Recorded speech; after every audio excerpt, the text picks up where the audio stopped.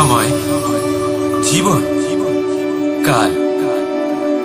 দেখতে গেলে এই তিনটি শব্দ একটি শব্দেরই সমার্থক শব্দ মনে হয়, কিন্তু এই শব্দগুলির অর্থ কি সমান? কখনোই নয়। হ্যাঁ, এই সময় চলতে থাকে, জীবন চলতে থাকে, কালচক্র চলতে থাকে। এই সময় কেটে যায়, কিন্তু এই জীবন, একে যাপন করতে হয়। কি বলেন? এই জীবনে কিছু করুন বা কিছু না করুন, জীবন এমনি কেটে যাবে, আপনি জানতেও পারবেন না। কিন্তু সেটা আমাদের উদ্দেশ্য নয়, একে যাপন করতে হবে। এই জীবনে প্রেরণা পেতে শিখুন, প্রেরণা দিতে শিখুন, আহ্বান গ্রহণ করতে শিখুন, আহ্বান জানাতে শিখুন, মহান কাজ করতে শিখুন, ধন্যাত্মক বোধ জাগিয়ে তুলুন।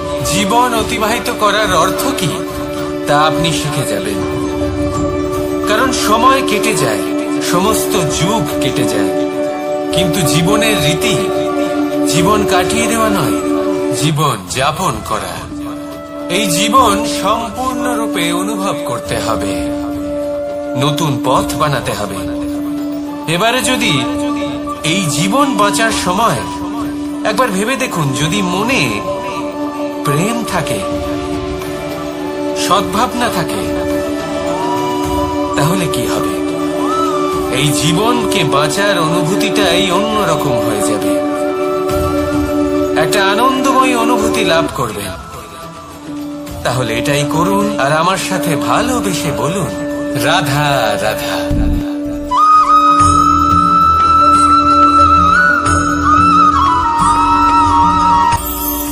এটা হলো ধান গাছ।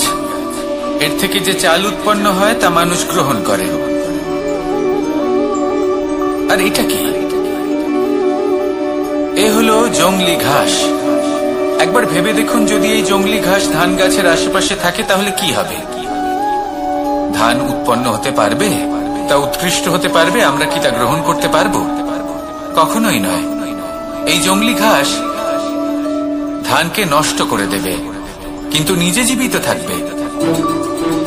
এটাই হলো আজকের শিক্ষা।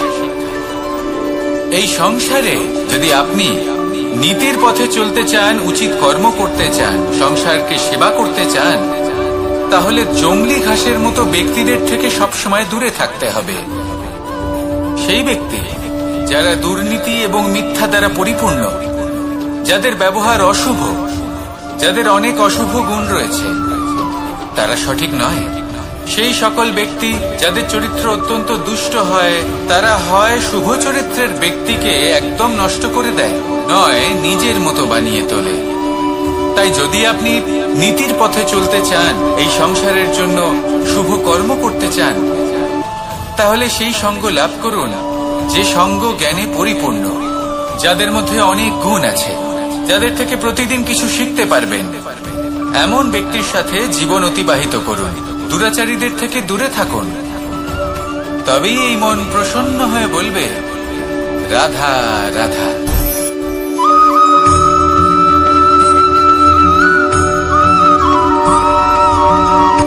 সূচের শেষে একটি ছিদ্র থাকে, যার দ্বারা আমরা এই সুতো পরাতে পারি, আর তারপর সূচের সাহায্যে এই সুতো দিয়ে বস্ত্র সেলাই করা যায়। কিন্তু যদি সুতোটা সোজা করে ধরা না হয়, তাহলে সূচে কখনো এই সুতো পরানোই সম্ভব নয়। যদি এতে কোনো গিঁট পড়ে, তখন তা কখনোই এই ছিদ্র দ্বারা প্রবেশ করা সম্ভব নয়। ঠিক এইভাবেই যদি আপনি কারোর জীবনে প্রবেশ করতে চান, কারোর অন্তরে প্রবেশ করতে চান, তাহলে আপনাকেও সহজ থাকতে হবে। এতে কোনো গিঁট থাকলে চলবে না, অর্থাৎ মনে যাতে কোনো মালিন্য না থাকে, যেন কোনো কুচিন্তা না থাকে। যদি এসব থাকে, তাহলে আপনি কখনো কারোর জীবনে প্রবেশ করতে পারবেন না। আর যদি কোনোভাবে আপনি প্রবেশ করেও যান, তাহলে তার মনে ঘর করতে পারবেন না। নিজেকে এই সুতোর মতন করে তুলুন, সহজ। মনে যেন কোনো কুচিন্তা না থাকে, সবার প্রতি যেন সদ্ভাবনা থাকে, শুভ চিন্তা থাকে। এমনটা করতে থাকুন। এমন একটা দিন আসবে যেদিন এই সমস্ত সংসারের ব্যক্তির মনে আপনি বাস করবেন, আর তখন এই মন প্রসন্ন হয়ে বলবে, রাধা রাধা।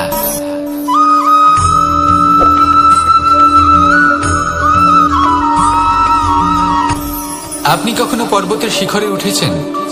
আপনি দেখতে পাবেন পর্বতের পদতলে প্রচুর সুন্দর ফুল রয়েছে, সবুজ বনানী রয়েছে। যত আপনি উপরে উঠতে থাকবেন তত ফুল কমতে থাকবে, সবুজ বনানী কমতে থাকবে। আরো কিছুটা উপরে উঠলে কাঁটা জাতীয় গাছ দেখতে পাবেন, শুকনো গাছ দেখতে পাবেন। আরো যদি উপরে ওঠেন তাহলে পাষাণ দেখতে পাবেন। আরো উপরে উঠলে হিমখণ্ড দেখতে পাবেন। এই যে পর্বত, তা মনুষ্য জীবনের সব থেকে উত্তম উদাহরণ।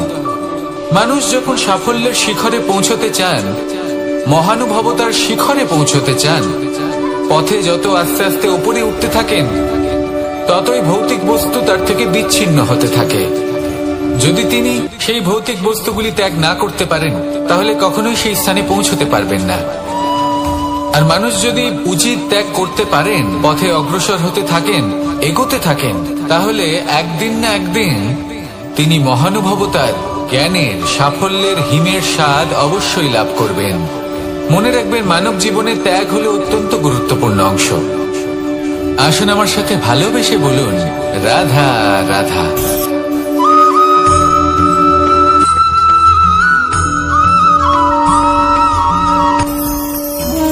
ভোজন। এবার ভোজন সংগ্রহ করার জন্য মানুষ কি না করেন, সবসময় চেষ্টা করতে থাকেন।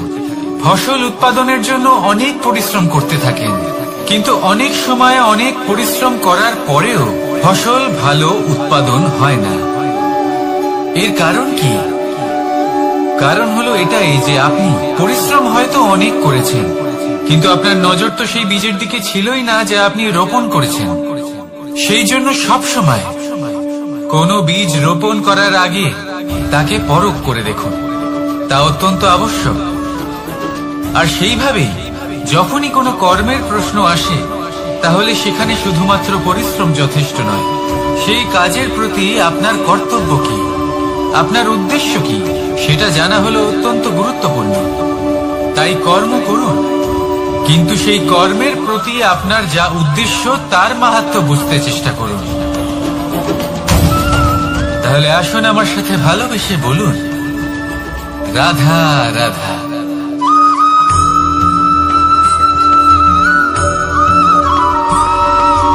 বসন্ত ঋতু, এই সময় মন আনন্দে ভরে থাকে। এমন মনে হয় যেন আমরা আকাশে বিচরণ করতে চলে যাই, কিন্তু সেটা তো সম্ভব নয়। সেই জন্য হয়তো আমরা ঘুড়ি ওড়াই, এই ঘুড়িকে নিজেদের প্রতিরূপ মনে করে। এবার অনেক মানুষ আছেন যারা ঘুড়ি ওড়ান, কিন্তু এই কর্মের সারমর্ম কি সেটা কজন বুঝতে পারেন? আপনি এটা মনে করুন যে আপনি হলেন সেই ঘুড়ি, আর এই সুতো যিনি ধরে রয়েছেন তিনি হলেন পরমাত্মা। আর এই সুতো যেখান থেকে শুরু হয়, সেই লাটাই হলো আমাদের কর্মচক্র। এবার আপনি নিজেই অনুমান করুন যে এই উড়ান কার ওপর নির্ভরশীল, পরমাত্মার উপর আর আপনার কর্মের ওপর। যদি পরমাত্মা আপনার হাত ধরে থাকেন, আপনার সাথে থাকেন, যদি আপনি শুভ কর্ম করতে থাকেন, আপনি এই আকাশে উড়তে থাকবেন। কিন্তু কোথাও যদি পরমাত্মার সাথে এই বন্ধন ছিন্ন হয়, আপনার কর্মচক্র খারাপ হয়ে যায় বা থেমে যায়, তাহলে আপনার এই ঘুড়ি কেটে যাবে আর দূরে কোনো গাছের ডালে গিয়ে আটকে যাবে। তাই শুধুমাত্র ঘুড়ি ওড়াবেন না, তার থেকে শিখুন, পরমাত্মার সাহচর্যে থাকুন, সবসময় শুভ কর্ম করতে থাকুন আর সবসময় এই আকাশে উড়তে থাকুন। আসুন আর আমার সাথে ভালোবেসে বলুন, রাধা।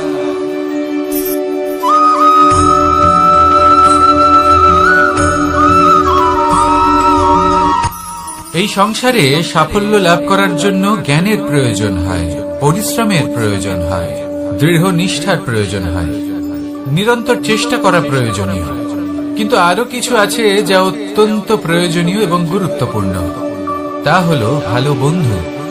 তাদের থাকা অত্যন্ত প্রয়োজনীয়। যদি ভালো বন্ধু থাকে তাহলে সময় এলে তারা ঢাল হয়ে আপনাকে সুরক্ষা করবেন। সময় এলে অস্ত্রের মতো শত্রুকে সংহারও করবেন।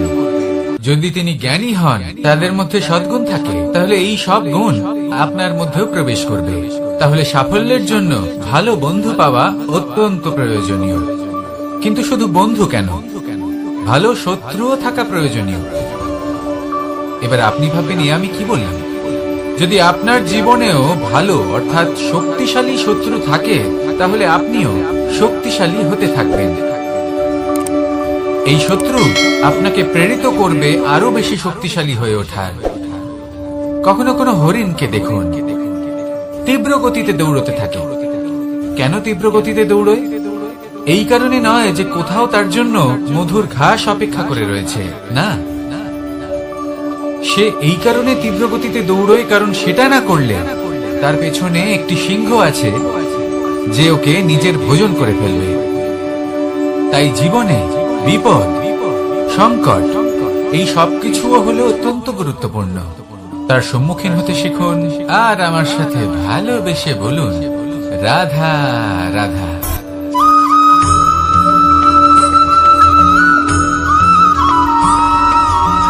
ভালো শুধু ওনাদের কঠোর ব্যবহার দেখলে আমরা একটু ভয় পেয়ে যাই।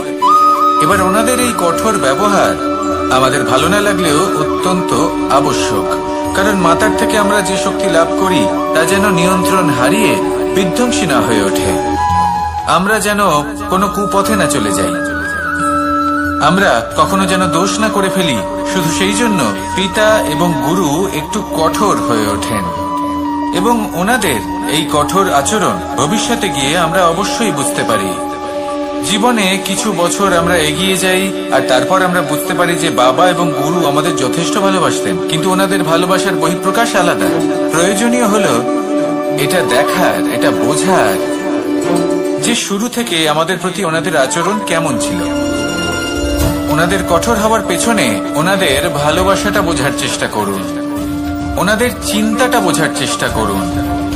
ওনাদের পথ প্রদর্শনের আড়ালে আপনার ভবিষ্যতের জন্য যে পরিকল্পনা ওনারা করেছেন সেটা বোঝার চেষ্টা করুন। তখন আপনারা বুঝতে পারবেন ওনাদের ভালোবাসাকে। আপনার মনের মধ্যে আপনা থেকেই ওনাদের প্রতি সম্মান জেগে উঠবে। নিজের পিতা এবং নিজের গুরু এই দুজনের প্রতি কৃতজ্ঞতা প্রকাশ করুন আর আমার সাথে ভালোবেসে বলুন, রাধা রাধা।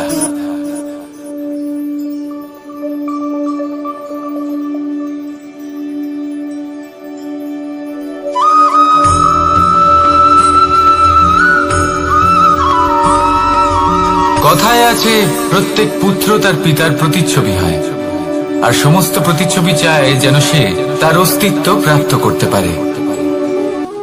পুত্র চায় সে যেন তার পিতার মতো হয়, বা কখনো কখনো তার থেকেও শ্রেষ্ঠ হয়।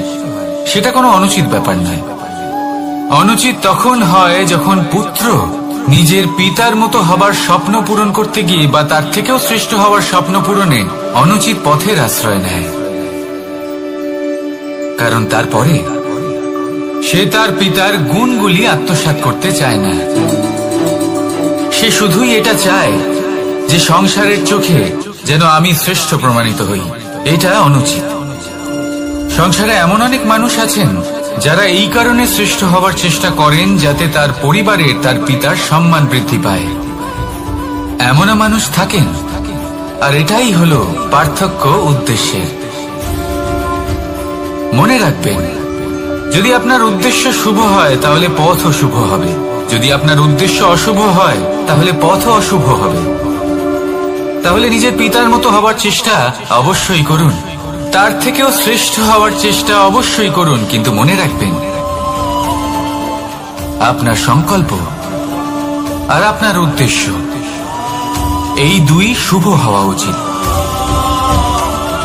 তাহলে আসুন আর আমার সাথে ভালোবেসে বলুন, রাধা রাধা।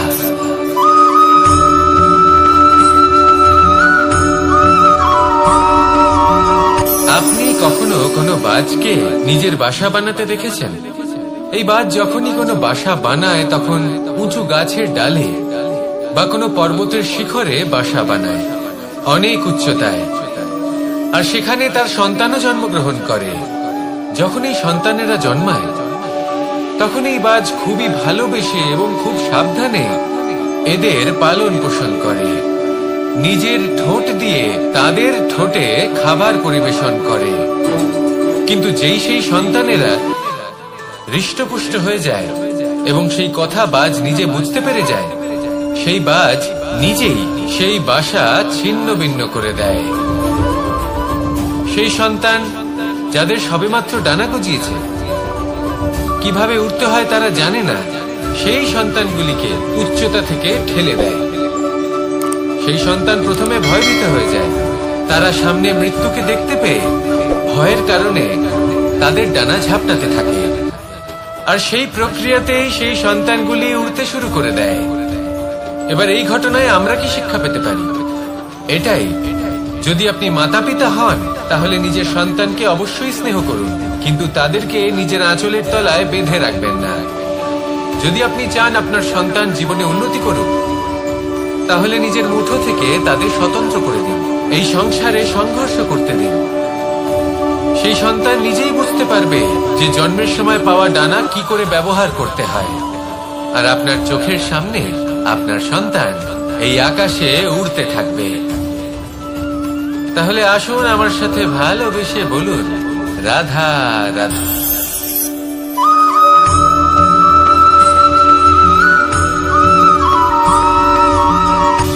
সময়, জীবন, কাল। দেখতে গেলে এই তিনটি শব্দ একটি শব্দেরই সমার্থক শব্দ মনে হয়, কিন্তু এই শব্দগুলির অর্থ কি সমান? কখনোই নয়। হ্যাঁ, এই সময় চলতে থাকে, জীবন চলতে থাকে, কালচক্র চলতে থাকে। এই সময় কেটে যায়, কিন্তু এই জীবন, একে যাপন করতে হয়। কি বলেন? এই জীবনে কিছু করুন বা কিছু না করুন, জীবন এমনি কেটে যাবে, আপনি জানতেও পারবেন না। কিন্তু সেটা আমাদের উদ্দেশ্য নয়, একে যাপন করতে হবে। এই জীবনে প্রেরণা পেতে শিখুন, প্রেরণা দিতে শিখুন, আহ্বান গ্রহণ করতে শিখুন, আহ্বান জানাতে শিখুন, মহান কাজ করতে শিখুন, ধন্যাত্মক বোধ জাগিয়ে তুলুন। জীবন অতিবাহিত করার অর্থ কি তা আপনি শিখে যাবেন, কারণ সময় কেটে যায়, সমস্ত যুগ কেটে যায়, কিন্তু জীবনের রীতি জীবন কাটিয়ে দেওয়া নয়, জীবন যাপন করা। এই জীবন সম্পূর্ণরূপে অনুভব করতে হবে, নতুন পথ বানাতে হবে। এবারে যদি এই জীবন বাঁচার সময় একবার ভেবে দেখুন, যদি মনে প্রেম থাকে, সদ্ভাবনা থাকে, তাহলে কি হবে? এই জীবনকে বাঁচার অনুভূতিটাই অন্যরকম হয়ে যাবে, একটা আনন্দময় অনুভূতি লাভ করবেন। তাহলে এটাই করুন, আর আমার সাথে ভালোবেসে বলুন, রাধা রাধা।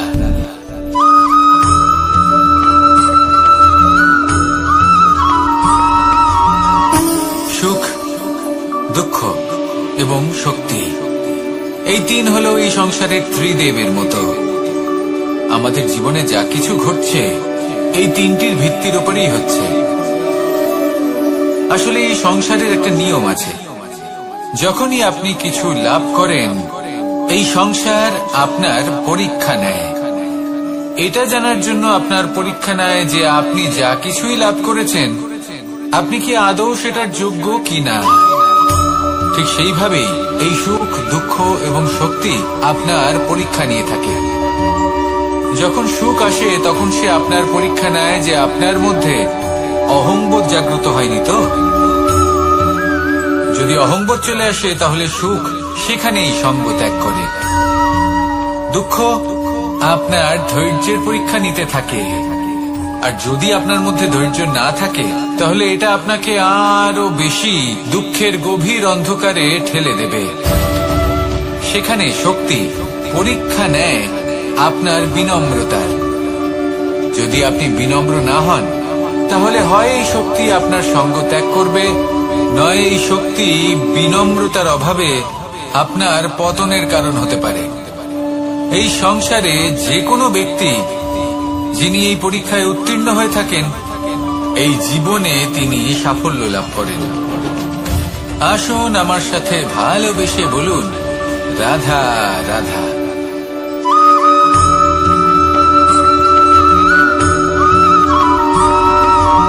কখনো কখনো আমরা ভাবি যে কোনো ব্যক্তি যিনি ধর্মের পথে চলেছেন, যদি তার দ্বারা কোনো ভুল হয়ে থাকে তাহলে নিয়তি তাকে সেই মুহূর্তেই কঠোর শাস্তি দেন। কিন্তু সেই সব মানুষ যারা সংসারের সবথেকে বড় অধর্মী, বহু নিকৃষ্ট মানের কাজ করেন, তাদের নিয়তি অনেক সুযোগ দেন। তাদের নিয়তি এরকম কঠোর প্রহার করেন না। এই ভাবনা কখনো না কখনো মনে আসেই। ভেবে দেখুন কেন? আসলে জীবনকে বেশিরভাগ মানুষ একভাবেই দেখে থাকেন, বিভিন্ন স্তরে একে দেখা উচিত। এবার আপনি বলুন, এই সংসারে কোনো অধর্মী কখনো প্রেরণার উৎস হতে পারেন? কখনোই নয়। যে মানুষ নিজের আত্মাকে মলিন করে ফেলেছেন, তিনি এই সংসারকে কিভাবে প্রেরণা যোগাবেন? উনি নিজেই বুঝতে পারেন না কোনটা করা উচিত, ধর্ম কোনটা। তাই নিয়তি তাকে একটা সুযোগ দেন, এটা বোঝার সুযোগ দেন যে কোনটা উচিত, কোনটা ধর্ম। সুযোগ দেন নিজের বিবেক জাগিয়ে তোলার, তাকে সুযোগ দেন নিজের অন্তরাত্মার ডাক শোনার। যখন তাতেও কাজ হয় না, তখন নিয়তির কাছে একটাই পথ বাকি থাকে, আর তা হল মহাবিনাশ। মহাবিনাশ হয়তো দেরিতেই আসতে পারে, কিন্তু তা অবশ্যই আসবে। আর যখন মহাবিনাশ আসে, তখন মহাবিনাশের যন্ত্রণা সমগ্র মানব জীবনের যন্ত্রণার থেকে অনেক বেশি হয়। এই কথাটা সবসময় মনে রাখবেন। আর অন্যদিকে যে মানুষ ধর্মের পথে চলছেন, তার দ্বারা যদি কোনো ভুল হয়ে থাকে, তখন নিয়তি তার পরীক্ষা নেন। কিছুক্ষণের জন্য মানুষের মনে হতে পারে নিয়তি তাকে কঠোর শাস্তি দিয়েছেন।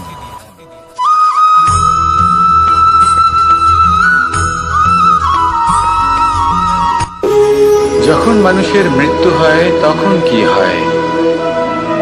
অনেক সংখ্যক মানুষ শোক পালন করতে চলে আসেন।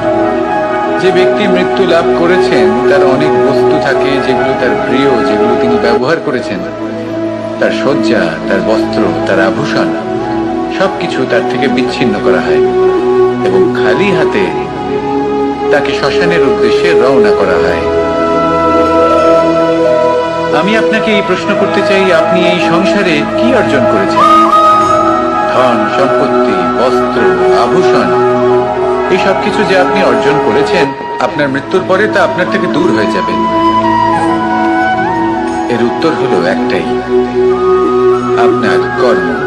শুধু সেটাই আছে যা একান্ত আপনার, আর শুধু সেটাই এই সংসার থেকে চলে যাওয়ার পরেও সংসারেই জীবিত থাকবে। যদি আপনি দুষ্কর্ম করেন, তাহলে এই সংসার আপনাকে একটি অনুচিত উদাহরণ হিসেবে মনে রাখবে যে এই ব্যক্তি খুব পাপী ছিল, অনুচিত কর্ম করতেন। যে পথে তিনি চলেছেন, সেই পথে কারোর চলা উচিত নয়। সেখানেই যদি আপনি সৎকর্ম করেন, তাহলে সংসার চিরকাল এটাই বলবে যে খুব ভালো মানুষ ছিলেন, সবাইকে ভালোবাসতেন, সবাইকে সাহায্য করতেন, আমার খুব প্রিয় মানুষ ছিলেন। এটাই হলো শ্রেষ্ঠ কর্ম। সেই জন্য জীবনে শুধুমাত্র ধন সম্পত্তি, আভূষণ এই সব অর্জন করতে গিয়ে নিজের মনোনিবেশ করবেন না। শ্রেষ্ঠ কর্ম করুন। সংসার থেকে চলে যাওয়ার পরেও এই কর্মই এই সংসারে আপনাকে জীবিত রাখবে। আসুন আমার সাথে ভালোবেসে বলুন, রাধা রাধা।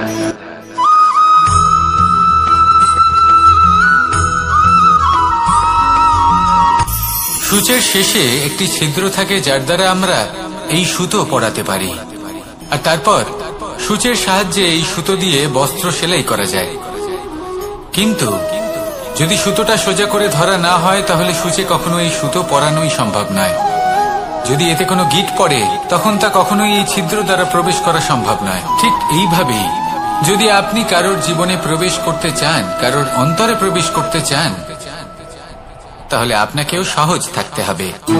এতে কোনো গিঁট থাকলে চলবে না, অর্থাৎ মনে যাতে কোনো মালিন্য না থাকে, যেন কোনো কুচিন্তা না থাকে। যদি এসব থাকে, তাহলে আপনি কখনো কারোর জীবনে প্রবেশ করতে পারবেন না। আর যদি কোনোভাবে আপনি প্রবেশ করেও যান, তাহলে তার মনে ঘর করতে পারবেন না। নিজেকে এই সুতোর মতন করে তুলুন, সহজ। মনে যেন কোনো কুচিন্তা না থাকে, সবার প্রতি যেন সদ্ভাবনা থাকে, শুভ চিন্তা থাকে। এমনটা করতে থাকুন। এমন একটা দিন আসবে যেদিন এই সমস্ত সংসারের ব্যক্তির মনে আপনি বাস করবেন, আর তখন এই মন প্রসন্ন হয়ে বলবে, রাধা রাধা।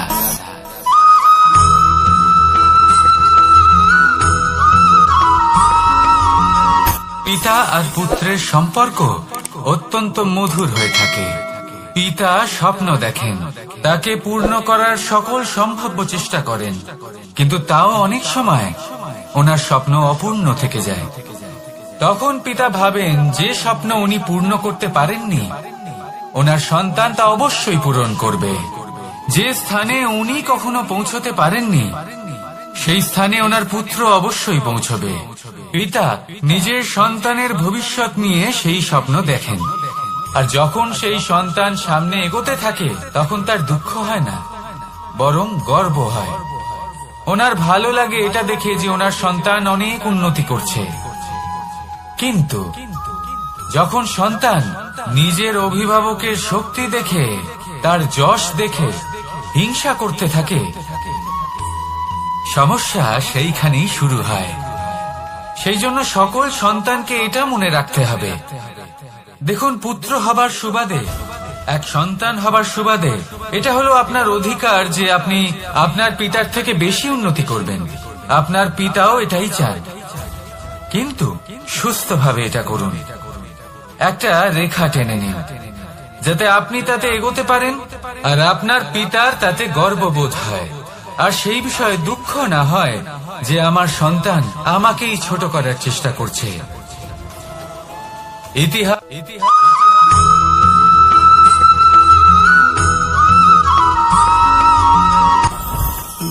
জীবনে কিছু শেখা অত্যন্ত গুরুত্বপূর্ণ।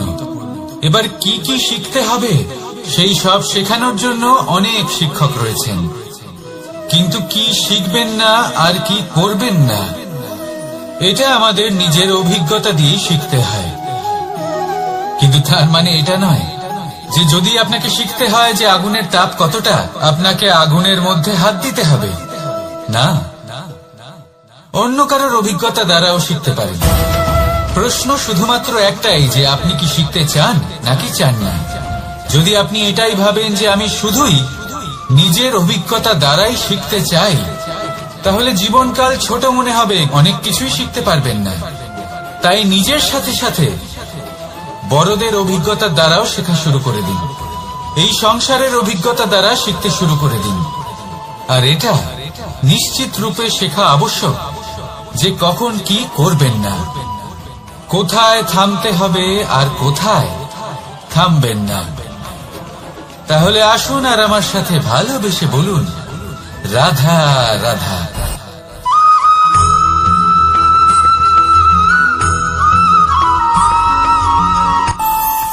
আমাদের মনে যখন কোনো প্রশ্ন ওঠে, কোনো দ্বন্দ্ব জাগে, তখন আমরা যাই আমাদের গুরুর কাছে, আমাদের আরাধ্যের কাছে গিয়ে জিজ্ঞেস করি।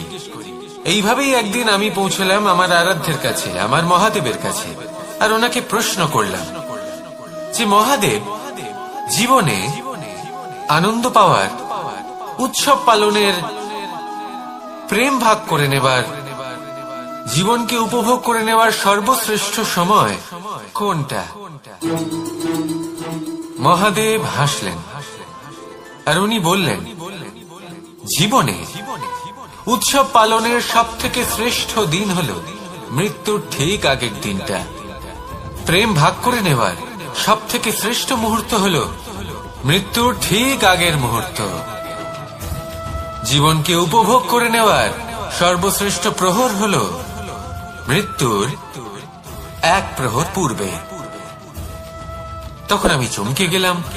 আমি বললাম, কিন্তু মহাদেব, মৃত্যু তো অনিশ্চিত, আমরা জানিও না কবে আমাদের মৃত্যু হবে। মহাদেব আবার হাসলেন। উনি বললেন যে যদি আমরা এভাবে জীবন কাটাই যে আমরা জীবনের প্রত্যেক দিন, প্রত্যেক মুহূর্ত, প্রত্যেক প্রহর শেষ বলে মনে করি, তাহলে আমাদের সমস্ত জীবন আনন্দের সাথেই অতিবাহিত হবে। কি বলেন?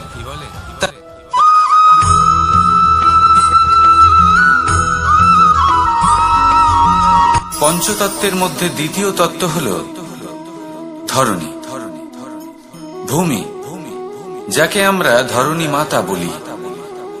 এই ধরণী ধৈর্য ধারণ করে, আর এর ওপরেই আমাদের সমগ্র সংসার নির্ভরশীল। কারণ এই ভূমি সহ্য ক্ষমতা রাখে, এর সহ্য ক্ষমতা হল অপরিসীম। সন্তান যতই আঘাত প্রদান করুক না কেন, প্রেম পূর্বক সহ্য করে, আর তার বদলে অমূল্য রত্ন প্রদান করে। সন্তান যদি হাল চালায়, তাহলে তার বদলে তাকে অন্ন প্রদান করে। এটাই হলো ধরণী। এবার এর থেকে আমরা কি শিক্ষা পেতে পারি? এটাই যে কারোর জন্য কিছু করা বা কাউকে কিছু দেওয়া মনে কোনো কামনা ছাড়াই। আর এই কথাটা বুঝে যান, যদি কারোর জন্য কামনা না রেখে বা কোনো পাওয়ার আশা না রেখে কারোর জন্য কিছু করেন বা কারোকে কিছু দেন, যদি এটা আপনি শিখতে পারেন, তবে আপনি ভালোবাসতে শিখে গেছেন। আর সেই জন্যই এই ধরিত্রীকে মাতা বলা হয়। কারণ মাতা শুধু উনি নন যিনি গর্ভে সন্তানকে ধারণ করেন, মাতা তো উনিও যিনি জীবন বাঁচতে শেখান, যিনি জীবন বাঁচার উদাহরণ প্রদান করেন। তাহলে ধরণীর থেকে এই নিঃস্বার্থ ভাব শিখুন, নিঃস্বার্থ ভালোবাসা শিখুন, আর এই ভালোবাসার সাথেই বলুন রাধা রাধা।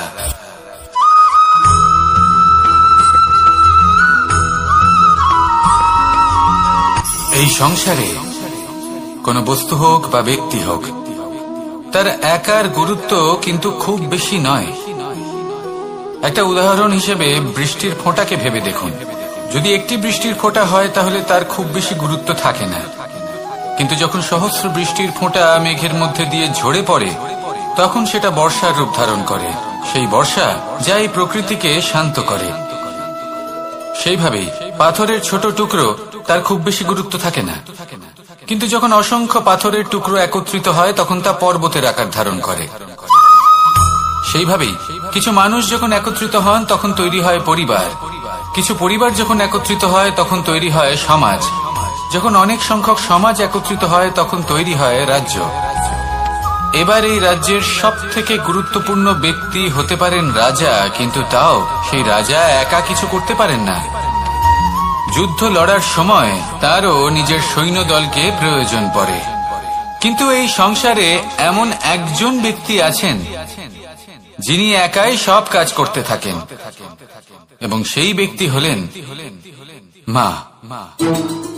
আমাদের জীবনে একজন পিতার ভূমিকা কিন্তু নিঃসন্দেহে অমূল্য, কিন্তু আমাদের সকলের জীবনে যে ভূমিকা একজন মায়ের তা অন্য কারোর থাকে না। একজন মা একাই সন্তানকে বড় করতে পারেন, সংস্কারী করে তুলতে পারেন, তার জন্য পরিশ্রম করেন। আর এত কিছু কাজ করার পরেও তার কাজের জন্য তিনি প্রশংসা অবশ্য পান না। উল্টে যদি সেই সন্তান অনুচিত পথে চালিত হয়, অনুচিত কর্ম করে, তখন সেই মাকেই অপবাদের পাত্র হয়ে উঠতে হয়। আমাদের জীবনে মায়ের যোগদান কতটা সেটা বুঝুন। আপনাকে বড় করে তোলার জন্য উনি কতটা পরিশ্রম করেছেন সেটা বুঝুন। আজ থেকে, এখন থেকে, এই মুহূর্ত থেকে মাকে সম্মান করতে শিখুন। যখন সময় পাবেন, যখন সুযোগ হবে, তখন তার প্রশংসা করুন, ওনারও ভালো লাগবে। আর মায়ের এই মমতার জন্য, তার এই ভূমিকার জন্য আসুন সবাই মিলে আমরা তাকে প্রণাম করি, আর সকলে মিলে ভালোবেসে বলি রাধা রাধা।